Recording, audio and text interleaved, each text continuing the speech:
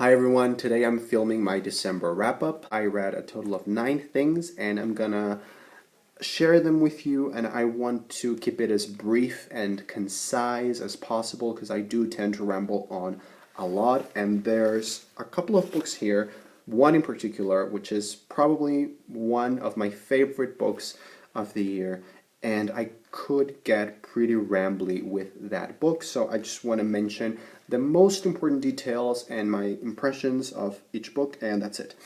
So the first book that I read in December was Boy Meets Boy by David Levithan.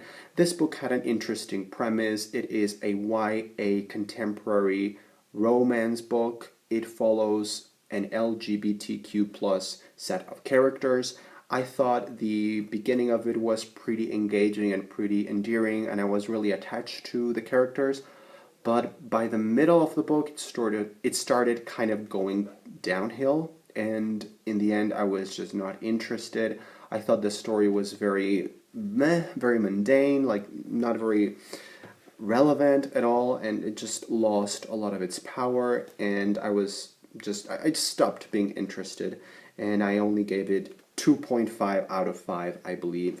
It just didn't work very well for me. But then I decided to read Harry Potter and the Sorcerer's Stone by J.K. Rowling. This is not the actual edition that I read. The one that I read was the new illustrated edition with, of course, illustrations by Jim Kay. And, of course, I made a whole separate video about revisiting Harry Potter as an adult, and you can check it out on my channel, because it really was a very interesting thing to do, to explore, revisit Harry Potter after so many times of having reread it and experienced it. But whatever. What strikes me the most about this new illustrated edition by Jim Kay is how it really does feel like another new experience. It really does feel like Jim Kay has provided, with his illustrations, has provided Harry Potter with a different tone, a different aesthetic, a different feel overall. And you can see this from the illustrations of Hogwarts and Diagon Alley, and the different portraits that he does of Harry and some of the most important characters. But I don't know, it was just a wonderful result for me that it really did feel like a new experience and a different tone, which I believe is pretty commendable and really remarkable to do, particularly with a series as well established as Harry Potter. So kudos, Jim Kay, loved it. The next book I read is the book that I mentioned that is going to be one of my favorite books of the year, and it's a book that took me not by surprise, because I knew it was going to be good, but I never thought I was going to be so immersed and so attached to these characters, and it really did just blow my mind. And that book is A Little Life by Hanya Yanagihara. This book follows, this book allegedly follows 4 characters, 4 friends who live in New York City, and we follow their lives for many decades. That's what the blurb says, that's what the back says, and that's what everyone seems to believe that this book is about. However, I disagree, kind of. I think this book centers, it does follow this series of friends, this group of friends, but ultimately, it really does center around our main character, Jude St. Francis. Jude is a character who at first is, he appears as a very mysterious character. We don't know much about him except for what the others see on the outside. And it's very clear that something happened to him in his past that has left him traumatized and injured and disabled, not just physically but emotionally and in many other ways. And as the book progresses, we find out more and more and more about him and the other characters as well.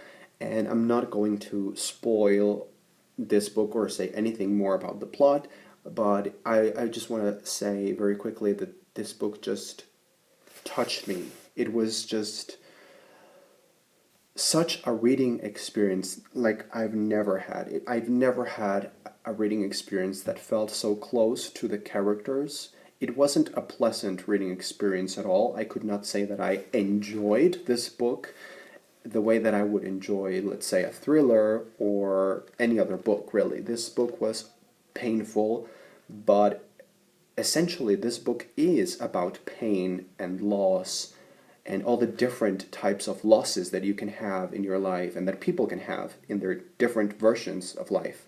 And I really, really loved Hane Yanagihara's writing style. It was just not very flowery or anything, but it was very to the point, very concise, and she just knew, I don't know how she did it, but she knew how to really get us immersed and get me attached to these characters. And by the end of this novel, I just felt like I had been hand in hand with these characters for many years. It really does feel like one of those larger than life stories. And yeah, the characters, the writing, the story is also pretty exciting and pretty intriguing as well, even though it is not your typical like suspenseful mystery book, but it is pretty interesting, and you do want to find out more and more and more and more.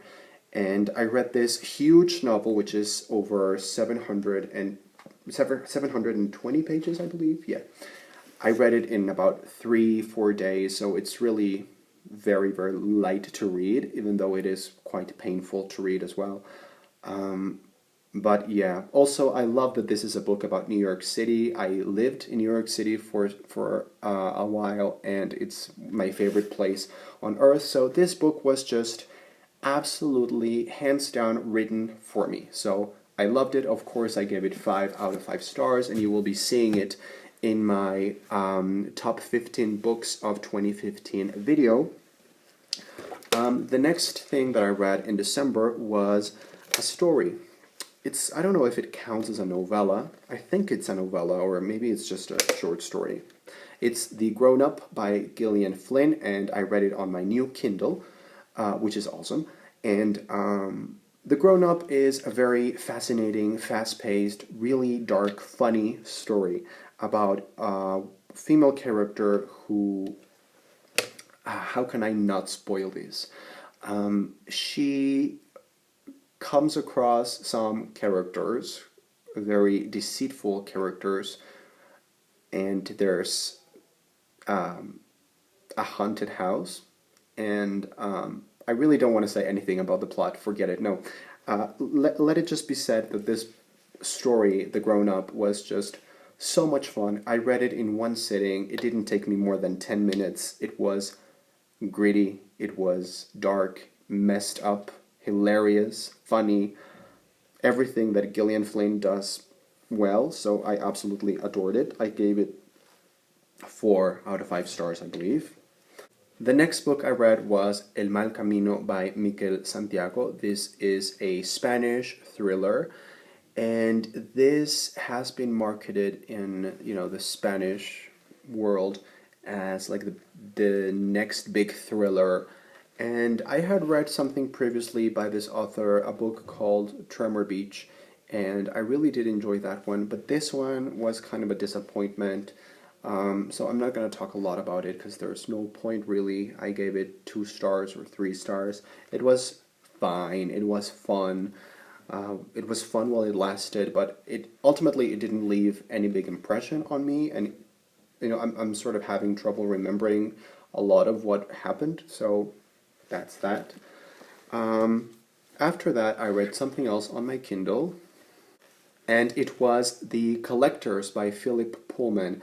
This is a short story, like a companion short story to the Historic Materials trilogy, which is my favorite trilogy of all time. Philip Pullman is one of my favorite authors of all time, and reading The Collectors, even though it is just a short story, and it is very short, just reminded me of how great he is and why I love him so much.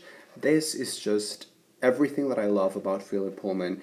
It was very well written. His writing style is just very peculiar. To me, it just feels like I can taste all of his words on my tongue. Like he actually has a flavor in his prose, and that's something that I don't have with many authors. And apart from the writing style, it was just a perfect short story. It was mysterious, it was intriguing, suspenseful. You don't need to read historic materials in order to understand it. I guess you can read it separately, but it does have to deal with some characters. Some characters from the Historic Materials trilogy are hinted out in this short story. So if you read the trilogy before, you will enjoy this 100 times more. That was a lot of fun. I gave it 5 out of 5 stars just because it was so much fun and it was so refreshing to read Philip Pullman again after so many years. After that, I read Dogbait, which is, can you see that? I don't know if you can see that. It's a cupcake, and it's called Dogbait. It's a short story by Kirsty Logan, and this story was just fabulous. It was very, very, very funny. It was beautifully written. It's about a party, and it's about a girls' party, and not much really goes on. Nothing really happens in a way, but it's told from the perspectives of the girls in this group of friends, and each one of the girls has a very distinctive and a very how can I explain it? A very particular way of seeing this event. It was just a very satisfying little short story. I really enjoyed it. I gave it 4 stars, I believe. After that one, I read a book that I was really, really excited for. I was expecting so much from it, and it was Among Others by Joe Walton. This is a fantasy kind of book. It won the Hugo and the Nebula Awards, so I guess it's a big deal.